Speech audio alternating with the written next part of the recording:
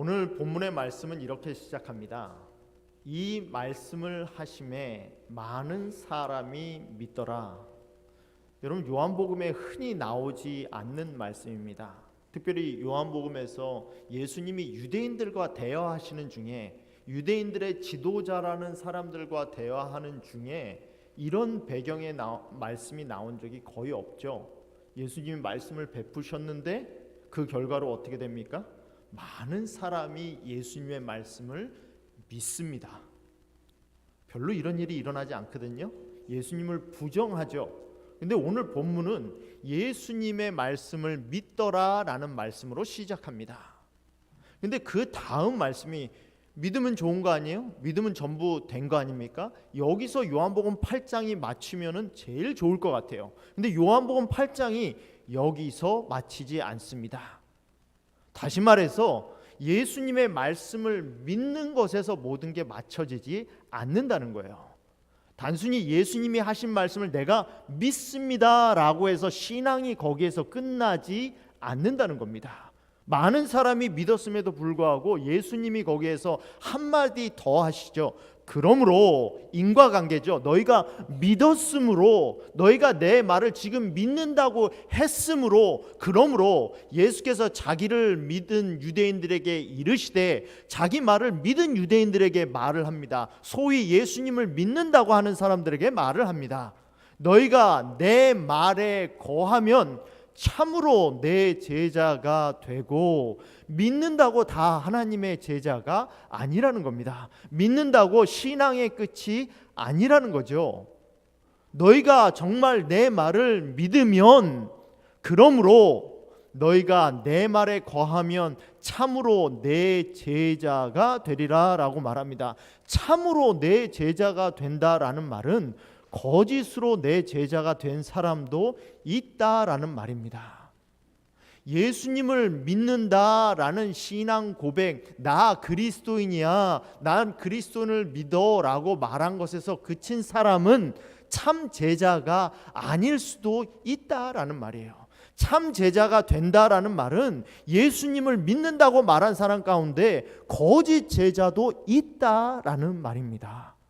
그 말을 증거하듯이 이 말씀을 하심에 많은 사람이 믿었더라라고 말한 그 많은 사람들에게 요한복음 8장에서 똑같이 말한 그 사람들에게 이렇게 말씀하십니다. 죄를 범하는 자마다 죄의 종이라.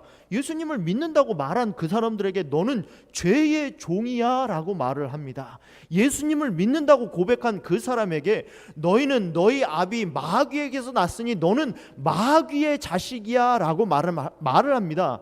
예수님을 믿는다고 말한 그 사람들에게 너는 거짓말쟁이야 라고 말합니다. 더 나아가 예수님을 믿는다고 말한 그 사람들이, 그들이 돌을 들어 예수님을 죽이려고 합니다. 예수님을 믿는다고 모두가 예수님의 참 제자가 아니라는 거지요. 내가 예수 그리스도를 믿는다고 고백하고 내가 그리스도인이라고 말하는 사람도 참 제자가 아닐 수 있다라는 겁니다. 예수 그리스도를 믿는다고 하는 사람 중에서도 죄를 범하면서 죄의 종으로 사는 사람이 있다라는 겁니다. 예수 그리스도를 믿는 사람 가운데서도 마귀의 자식이 있다라는 겁니다. 예수 그리스도를 믿는다고 하는 사람들 중에서도 거짓말쟁이가 있다라는 겁니다. 심지어는 예수 그리스도를 믿는다고 하는 사람들도 돌을 들어 예수님을 죽이려고 하는 사람이 있다라는 겁니다. 믿음이 신앙의 끝이 아니라는 겁니다. 믿음에서 신앙이 끝나면 안 된다라는 거예요. 내가 단순히 예수님을 믿습니다라고 고백하는 것에서 내 신앙이 끝나면 나의 모습이 저런 모습일 수 있다라는 겁니다. 그게 오늘 본문이 우리에게 주는 메시지예요. 그러면 어떤 사람이 믿음으로 그 다음 단계 참 제자가 되는 단계는 어떤 단계인가? 예수님이 이렇게 말씀하십니다. 그러므로 너희가 내 말에 거하면, 믿는다 해서 끝나면 안 되고 믿고 어디까지 가야 된다는 겁니까? 내 말에 거해야 된다는 겁니다. 단순히 나 예수님 믿습니다라는 것에서 끝이면 예수님의 참 제자가 아니라는 거예요. 나는 예수님 믿는 척하고 살고 있는 거짓 제자라는 겁니다. 어디까지 가야? 예수님 말 안에 거해야. 예수님 말에 거한다는 게 무슨 의미일까요? 예수님 안에 거한다는 것은 무슨 뜻일까요? 예수님 안에 거한다는 것이 무슨 의미인지를 보여주는 성경이 있습니다. 그게 요한복음 15장이에요. 요한복음 15장에 나오는 포도나무의 비유를 보면 예수님 안에 거한다는 것, 예수님 말 안에 거한다는 것이 무슨 의미인지를 정확하게 설명합니다. 그리고 맨 끝에 가서 이것이 나의 제자라고 말하죠. 요한복음 15장 1절은 이렇게 시작합니다. 나는 참 포도나무요 내 아버지는 농부라. 너희는 뭐다? 가지다. 여러분, 예수님의 말 안에 거한다는 것은 예수님과 나 사이의 관계가 무엇인지 안다라는 겁니다. 한 번은 예수님이 말씀을 하고 계실 때에 한 형제가 찾아왔습니다. 형제가 찾아와서 예수님 앞에 와서 불평을 해요. 예수님, 우리 아버지가 재산을 나눠 주셨는데 형이 재산을 모조리 뺏어갔습니다. 내 재산도 좀 분배받아야 되는데 형이 불이하게 내 재산을 뺏어갔어요. 그러니 형한테 좀 말해서 형하고 나 사이를 좀 판단해서 그 재산 좀 나눠갖게 해주세요. 바른 일입니까? 바른 일이에요. 옳은 일입니까?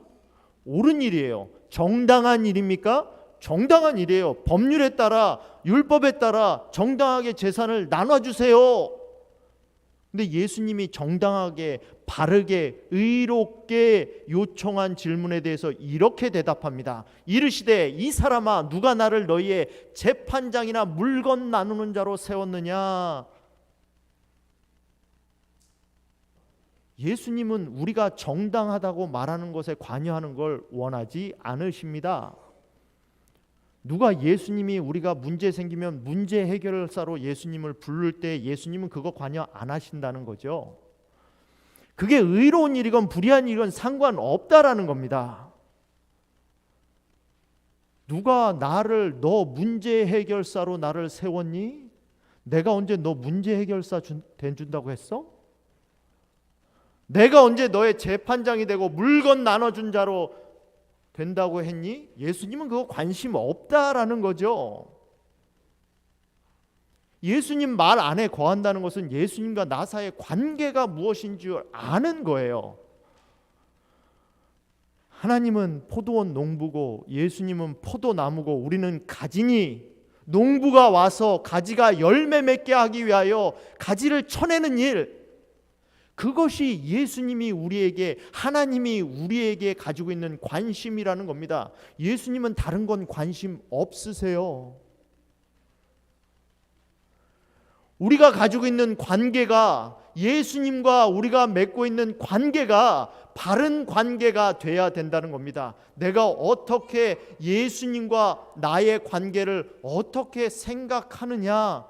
요한복음 15장은 이 비유를 통해서 관계에 대해서 말하고 있는 거예요.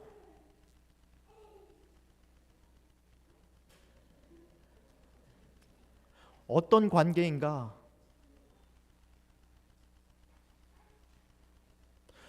예수님과 여러분의 관계는 어떤 관계입니까? 예수님과 우리 사이의 관계는 어떤 관계예요? 문제 생겼을 때 그저 문제 해결해 주시는 분입니까? 누가 나 해코지 하는데 예수님 이거 불의한 거 아닙니까? 이것 좀 심판해 주세요. 그 정도 분이세요? 내 삶이 어려운데 내 삶 좀 해결해 주세요. 자녀 문제가 많은데 우리 자녀 문제 좀 해결해 주세요.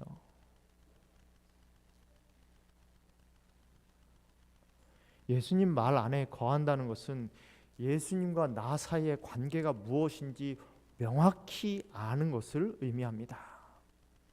그래야 예수님이 가지 치려고 할 때 가지 쳐주세요라고 말을 하죠. 예수님은 내 가지 쳐내기 싫어요 하는 가지를 쳐내지 않으세요. 예수님은 억지로 하지 않으십니다. 예수님은 억지로 문 잠고 있는데 문 따고 들어오지 않아요. 문 밖에 서서 두들기시죠.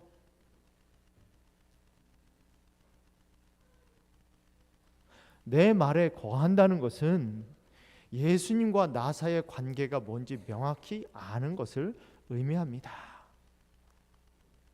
요한복음 15장은 계속해서 이렇게 말을 합니다. 내 안에 거하라 나도 너희 안에 거하리라. 가지가 포도나무에 붙어 있지 아니하면, 여러분 나무에서 떨어진 가지가 열매 맺는 거 보셨습니까?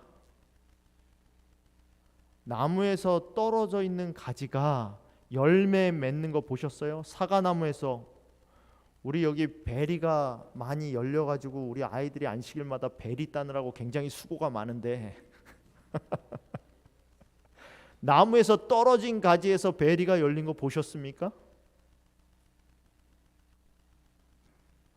가지는 나무로부터 필요한 모든 영양분을 공급받죠. 물과 영양분을 공급받아서 열매를 맺혀요. 나무에 붙어있지 못하면 열매 맺지 못하겠죠. 나무에 붙어있지 않는데 열매 맺는 것은 누군가로부터는 영양분을 공급받고 있다라는 거예요. 그 열매를 내가 맺고 있다라는 거죠. 열매를 맺지 않는 사람은 없어요. 누구나 삶을 살아가면 내가 삶을 산 결과를 맺습니다. 직장을 다니면 월급을 받듯이, 밥을 먹으면 몸이 크듯이 누구나 열매 맺지 않는 사람은 없어요. 어딘가로부터 영양분을 공급받으니까 그 받은 영양분 가지고 내 삶의 열매를 맺는 거예요. 근데 내가 포도나무에 붙어있지 않으면 포도나무 열매가 맺혀지지 않는다는 거죠. 내 안에 거하라, 말씀 안에 거한다는 건 무엇인가? 너희가 나도 너희 안에 거하리라. 가지가 포도나무에 붙어있지 아니하면 스스로 열매를 맺을 수 없음 같이 너희도 내 안에 있지 아니하면 그리하리라. 나는 포도나무요 너희는 가지라. 그가 내 안에 내가 그 안에 거하면 안에 거한다. 사람이 열매를 많이 맺나니 나를 떠나서는 아무것도 할 수 없음이라. 하나님께서 주시는 열매는 하나님께 붙어 있는 자만이 맺힐 수 있어요. 하나님께 붙어 있지 않으니까 하나님이 주시는 열매를 맺을 수 없는 거예요.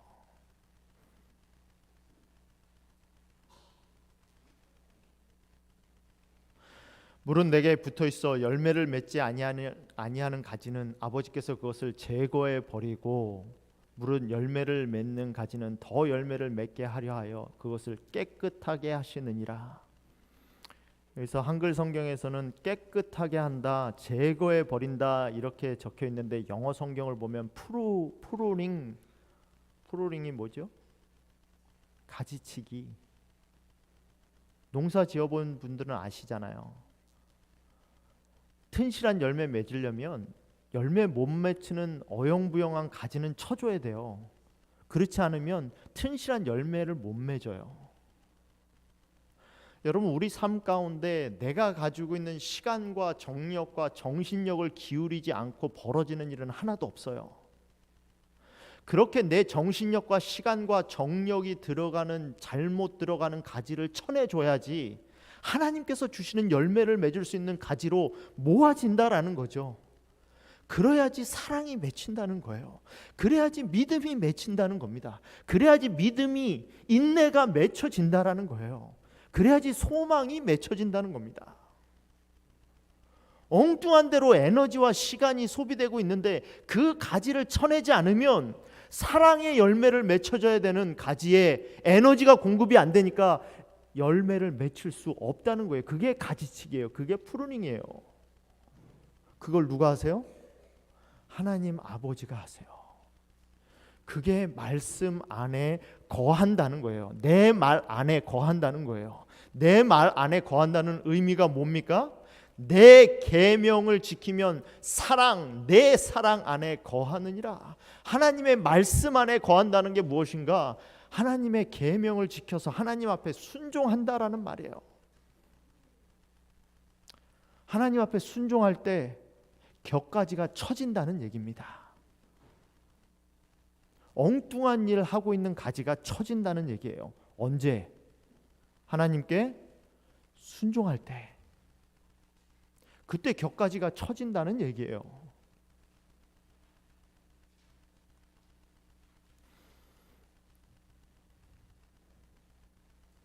제자란 무엇인가? 아까 참제자 얘기하지 않았습니까? 믿는 것에서 끝이면 안 되고 내 말 안에 거하면 내 참제자가 되리라 했잖아요. 요한복음 15장은 참제자를 이렇게 정의합니다. 너희가 열매를 많이 맺으면 내 아버지께서 영광을 받으실 것이요 너희는 내 제자가 되리라. 여기 제자의 정의가 나와 있죠. 열매 맺는 자예요. 열매 맺는 자. 사랑의 열매, 순종의 열매, 소망의 열매. 하나님께서 소망 주는 사람은, 하나님께 받은 소망을 가지고 있는 사람은 엉뚱한 꿈 꾸지 않죠. 엉뚱한 꿈에 실망하지 않아요. 하나님께서 주신 소망을 가지고 있는 사람은 엉뚱한 것에 실망하지 않아요. 그 소망을 가지고 살아가기 때문입니다. 누가 제자라고요? 열매를 많이 맺으면, 하나님 안에 거해서 열매를 많이 맺으면 그게 뭐라는 거예요? 하나님의 제자라는 겁니다. 성공은 재능보다 정력과 자발성에 더욱 많이 달려있다.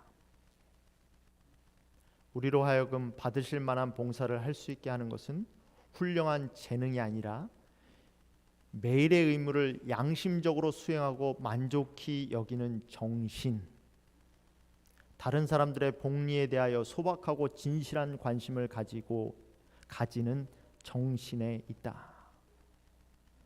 여러분, 하나님 안에 있는 성공은 재능에 달려있지 않습니다. 매일의 일과를 반복하면서도 하나님께서 우리에게 주신 책임을 충실히 행하고 하나님의 율법에 충실히 복종하고 그렇게 하루 일과를 살아나간 것에 만족하는 정신. 오늘 무슨 센세이션한 일이 일어나지 않아도, 엄청난 큰 축복을 받지 않았어도, 오병이어로 5,000명을 먹이는 기적이 오늘 우리 교회에 일어나지 않아도 오늘도 끊임없이 교회에 와서 내 작은 임무를 충실히 수행하는 정신. 집에서도 어머니로서, 아버지로서, 아들로서, 회사에서는 회사원으로서 내가 맡은 일을 양심적으로 충실히 감당하는 정신, 그리고 그것에 만족하는 정신.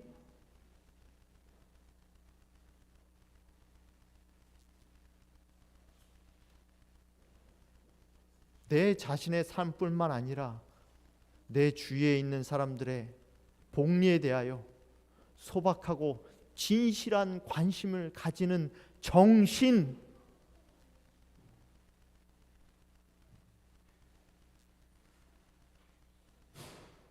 그 정신에, 거기에 성공이 있다라는 겁니다.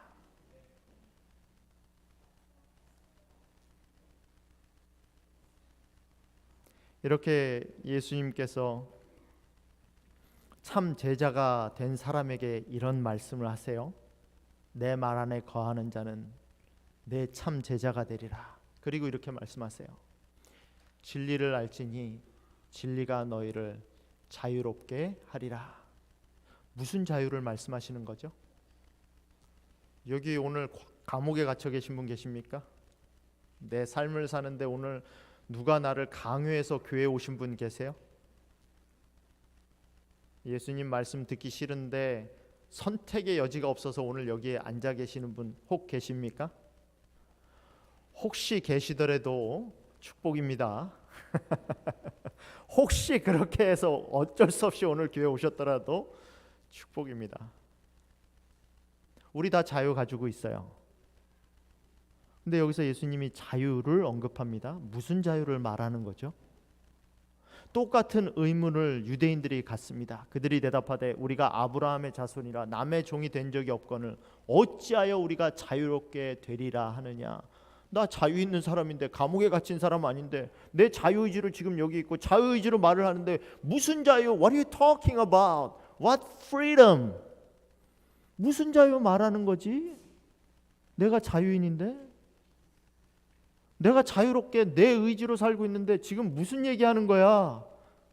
예수님이 거기에 대해서 대답하시죠. 예수께서 대답하시되 진실로 진실로 너희에게 이르노니 죄를 범하는 자마다 죄의 종이라. 여러분, 우리는 무언가의 근거에서 다 선택해요. 물건을 살 때 우리가 물건을 사는 기준이 있습니다. 학교를 선택할 때 학교를 고르는 기준이 있어요. 친구를 선택할 때 친구를 고르는 기준이 있어요. 그 기준이 뭐죠? 그거의 종으로 사는 거예요. 내가 가지고 있는 가치관, 그게 무슨 가치관이라는 거죠? 나도 인식하지 못하고 있는 무의식 중에서 나를 움직이는 세계관. 지금 예수님은 그 얘기 하시는 거예요. 누구도 어디에서 자유로울 수 없습니까?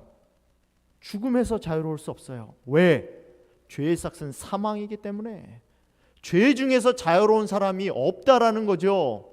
죄의 영향력 아래에서 살지 않는 사람은 없다라는 거예요. 내 이기심에서 자유롭게 사는 사람이 있습니까? 내 미래를 염려하지 않고 사는 사람이 있어요? 100불 사용할 때 그 100불에 대해서 이 100불이 나에게 줄 수 있는 유익이 뭔지 고려 안 하고 100불 사용하는 사람 있습니까? 기준이 뭐예요? 어떤 것으로 살아가시는 거죠? 그걸 말하는 거예요. 우리가 뭐에 의해서 살아가는가? 오른뺨을 쳐도 왼뺨을 들이댈 수 있는 자유, 오리를 가자 하는 사람에게 심리를 따라갈 수 있는 자유, 속옷을 달라는 사람에게 겉옷까지 벗어줄 수 있는 자유, 구한한 자에게 거저주며 꾸고자 하는 자에게 거절하지 않을 수 있는 자유, 그거 있으세요? 오른뺨을 때리면 싸대기를 양쪽으로 때리고 싶어지지 않습니까? 거기서 벗어날 수 있는 자유가 있냐는 거예요.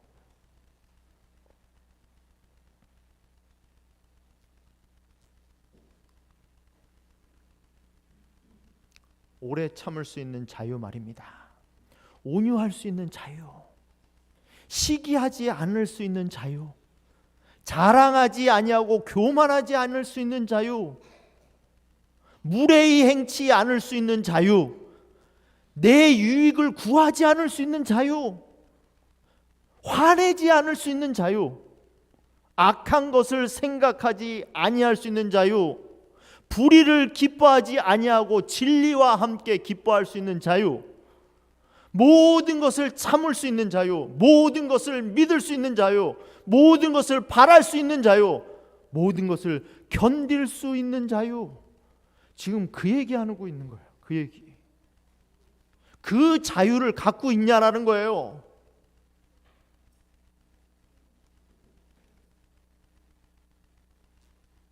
제가 한번 설교에서 동영상을 보여드리는 일이 있는데 여러분 기억하시는지 모르겠습니다.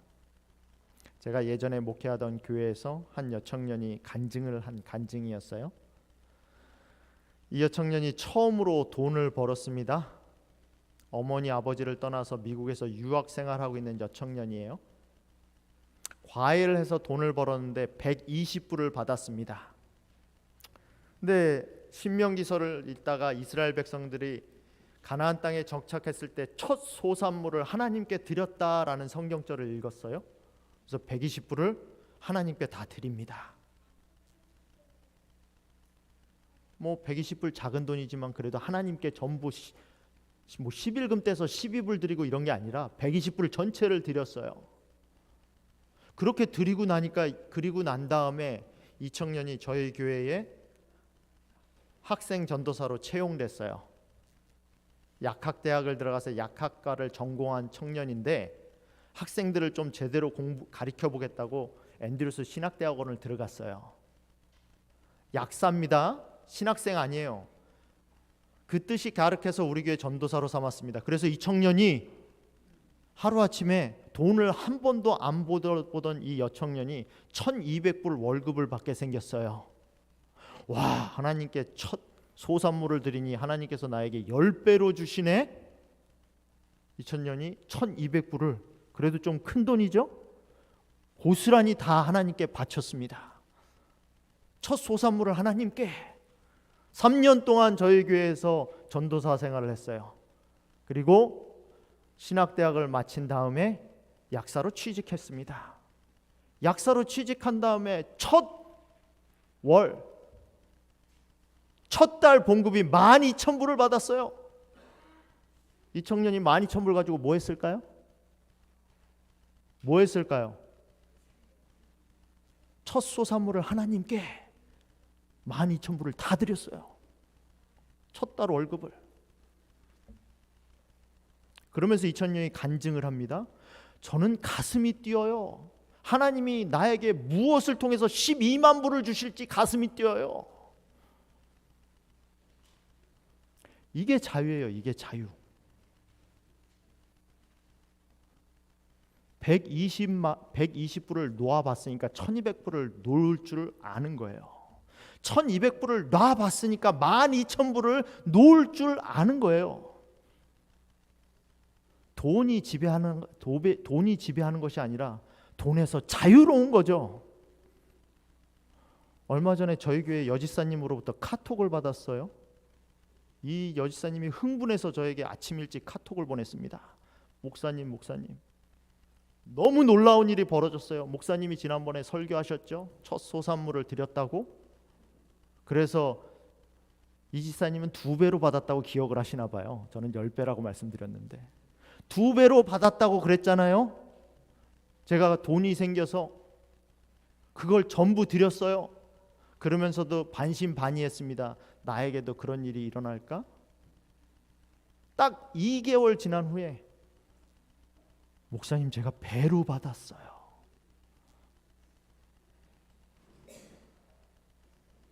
남의 교회에서만 일어나는 일 아닙니다. 우리 교회에서도 일어나는 일이에요. 이게 자유예요. 이게 자유. 내 삶에 묶여 살지 않는 자유. 예수님이 진리를 알지니 진리가 너희를 자유케 하리라 말할 때 그 자유가 바로 이 자유예요. 그렇게 자유롭게 사는 사람들이 있다라는 거죠.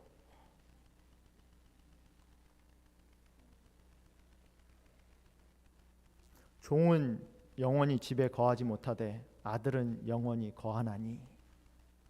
아브라함에게 2 아들이 있으니 하나는 여종에게 하갈이죠. 하나는 자유 있는 여자에게 사라죠. 낳다 하였으며 여종에게서는 육체를 따라 낳고 자유 있는 여자에게서는 약속으로 말미암았느니라. 종이니까 떨면서 사는 겁니다. 종이니까 뭐 하는 거예요? 내가 잘못하면 쫓겨날 수도 있고, 내가 실수하면 내일 먹을 양식이 안 주어질 수도 있고. 아들은 뭐예요? 열심히 일하면서도 일하는 자세가 달라요. 내가 쫓겨나는 거 두려워서 일하는 게 아니죠. 공포와 염려 가운데서 일하는 거 아니죠. 주인이 누군데? 아버지인데 뭐. 안 그래요? 주인이 아버지인데. 일하는 자세가 다르죠. 자유로운 사람은 일하는 자세가 다르죠. 아버지가 주인인데 뭐. 종과 아들이 일하는 자세가 다르다는 거예요. 쫓겨날까 봐 무서워서 일하지, 실패할까 봐 무서워서 일하지 않는다는 거예요. 아버지니까. 그게 시편 23편에서 주는 평안입니다. 여호와는 목자시니 내게 부족함이 없으리로다. 조건이 있어요. 여호와가 나의 목자니까 부족함이 없는 거예요. 여호와가 나의 목자니까 부족함이 없는 거예요. 부족함이 없어서 부족함이 없는 게 아니라 여호와가 나의 목자니까 부족함이 없는 거라고요. 나의 평생의 선하심과 인자하심이 정녕 나를 따르리니 내가 여호와의 집에 영원히 거하리로다. 여러분 지금 어디 거하고 계세요? 어디 거하고 계세요? 예수님 안에, 말씀 안에 거하는 사람들의 삶을 말하는 거예요.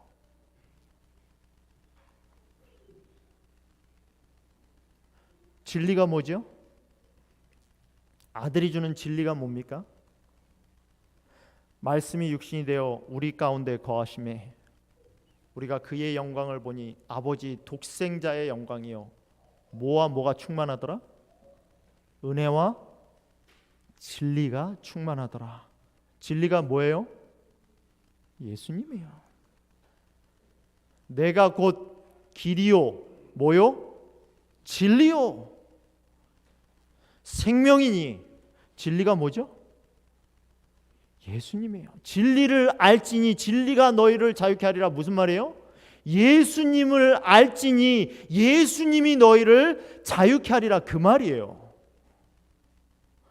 예수님을 아는 사람, 예수님 안에 거하는 사람, 그 사람이 자유로워진다라는 겁니다. 제가 예전에 심호하던 교회에 참 편리한 시스템이 있습니다. 제가 메릴랜드 중앙교회 오니까 열쇠 꾸러미가 이만한 게 있더라고요. 열쇠가 한 50개는 되는 것 같아요. 어디 열쇠인지도 모르겠습니다. 근데 제가 예전에 있었던 심호하던 교회에서는 마스터키가 있었어요. 이 마스터키는 각 방을 여는 열쇠도 있지만 이 마스터키는 하나만 있으면 모든 방을 다 열 수 있어요. 그런 키가 있더라고요. 그래서 저는 모든 방을 여는 열쇠를 다 차고 다녔던 게 아니라 그 마스터키 하나만 가지고 다녔습니다. 그래서 누가 어디 문이 잠겼다고 하면 그 마스터키로 다 열 수 있어요. 여러분 우리 삶에서도 마스터키가 있어요. 그 삶에 맞는 모든 해답을 다 알고 가지고 다니지 않아도 돼요. 마스터키가 있어요. 그 마스터키가 뭐죠? 예수님이에요. 그거 다 무겁게 차고 다니지 않아도 내가 준비하고 다니지 않아도 예수님이 있으면 어떤 문제든 열린다는 겁니다. 진리를 알지니 진리가 너희를 자유케 하리라. 사랑하는 메릴랜드 중앙교회 성도 여러분, 오늘 이 안식일 하나님이 여러분에게 주시는 자유를 누릴 수 있는 우리가 되길 바랍니다. 그 자유를 누리고 싶지 않습니까? 끌려다니는 삶이 아니라 주장하는 삶을 살고 싶지 않으세요? 주장할 수 있는 삶을 사는 삶은 예수를 아는 삶입니다. 예수를 알지니 예수가 너희를 자유케 하리라. 그 자유를 맛볼 수 있는, 주장할 수 있는 저와 여러분이 되기를 간절히 바라면서 오늘 말씀을 마치겠습니다.